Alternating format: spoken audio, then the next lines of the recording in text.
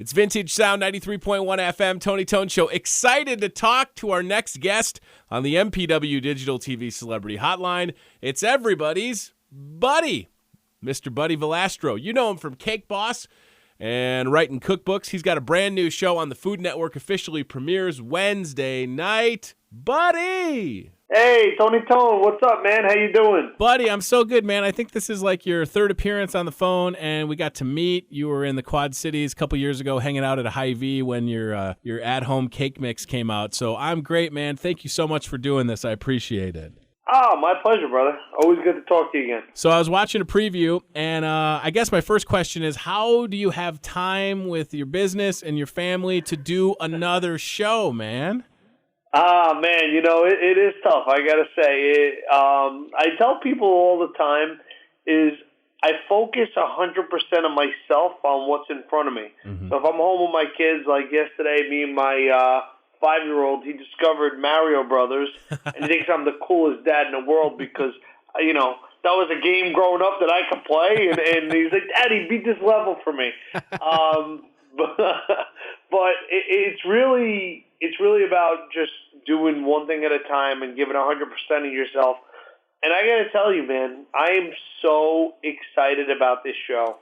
You know, because not only hosting it, but being part of coming up with the concept of what it is and producing it, mm-hmm. It's really got such an interesting show because people are just so captivated on who's the faker and who's the baker. Right. Know? And it's pretty cool because I've been thrown for so many loops. I've been wrong so many times, and I know bacon pretty well. So it's funny to actually sit in bed with my wife and we watch Cooks vs. Cons, which is kind of the same sort of show, but sure. It's with food instead of baking. And my wife's like, you know, so captivated on who is the cook and who's the con. So bakers versus fakers. It officially kicks off this Wednesday at 9 o'clock Central for us on the Food Network. And you're right, buddy. I think that the next step in the evolution for you, I mean, you've hosted shows, you've written books. It seems like hosting and doing the shows, but also, like you said, getting into the behind the scenes of the production, it makes total sense.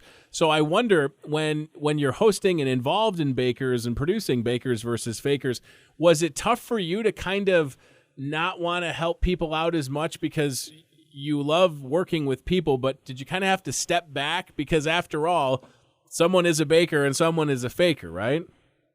Well, you know what the good part of the show is again, for me, I feel like my job as the host is to really give the audience my culinary perspective, the things that I'm looking out for, the way they're holding a pastry bag, the way they're spinning the turntable, the way they're baking something, how ambitious they were, just to give them, hey, look, you know, Buddy being a baker, this is the way I look at it, and so that it could help them make their own assessments of what's going on. And, you know, I love the fact that the show, it lets my personality really shine out because we become playful. And a lot of times, me and the other judges, we were disagreeing a lot. You know, me, and again, we're all friends, but right.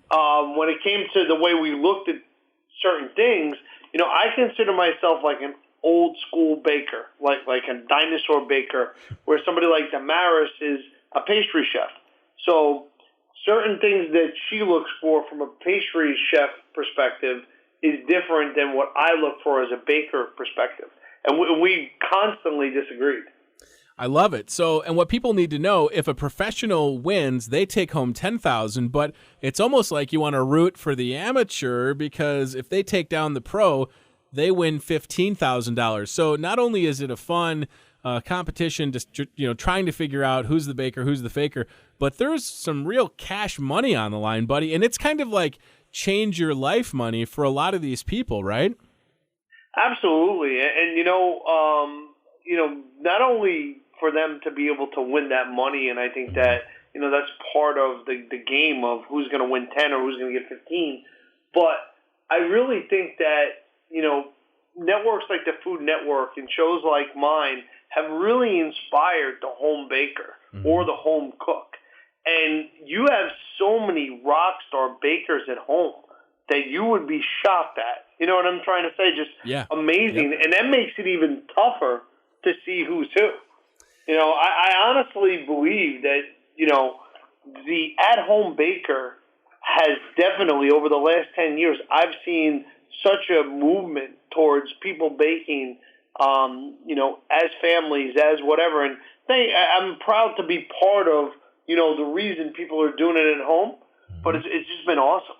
I wonder for you, if we stay on that same theme, because you have done a lot, and I wonder, like, what gives you what makes you feel the best? Obviously, you have a great family, but when you think of the empire surrounding Carlo's Bakery and the work that your dad laid the foundation and what you've been able to do, because for me, I value you personally, buddy, because I think you're such a good role model. But I wonder for yourself, when you kind of step back and look at everything that's around you, are you most proud of the bakery and the evolution of that? Obviously, the TV shows, nothing to take away from that. But when you go 10,000 feet up, what do you look down and think about? Well, I mean, honestly, and from the heart, the thing I'm most proud of is my family. Like, you know, just being my wife, my kids, you know, just seeing them grow and blossom and become who they are. It's been amazing. But from my jobs and accomplishments, you know, the fact that my television inspires so many people to want to bake, to want to go into, you know, pastry school or open their own bakery or follow their dreams, you know, it means so much to me. I hear so many stories of that. You know, when you do something that inspires is great. I mean, look, being able to keep the promise to my dad and the evolution of the bakery and do what we've done, I'm blessed in 100 different ways, and I'm happy that I kept my promise to him and I'm doing it. But when I make these television shows, I really do it for the fans because I want them to feel inspired and, you know, play their own games. I mean, look, I watch Chopped, and me and my family have had, like, Chopped competitions on a Sunday in my house. Awesome. You know, and my kids will never forget that day. You know, hopefully Bakers vs. Fakers inspires people the same way as Cake Boss did, or Chopped inspired me and my family. So when you know that you're inspiring people to want to bake or enjoy TV as a family or to go into a dream or a field that they want to pursue, it means so much more than a television show or a paycheck. Buddy, before I let you go, because we're running out of time, I want to promote Bakers vs. Fakers, premieres Wednesday, 9 o'clock on Food Network. Last question, any plans to go on tour and visit folks like us in the great state of Iowa? I mean, you know, again, hopefully maybe we'll have a Carlo's Bakery there in Davenport. You know, I've been there several times, so I love the people of Iowa. I hope that they enjoy the show. Yeah. You know, our first episode is basically a cupcake challenge, but they have to incorporate hot peppers in there. Oh boy! So it's not a cakewalk by any means, and it's going to be a spicy competition. I can promise you that. So check it out, Buddy Valastro. You're always a friend. Thank you for the time. Have a great day, man. Thanks, Tonto. Take care, buddy. Bye.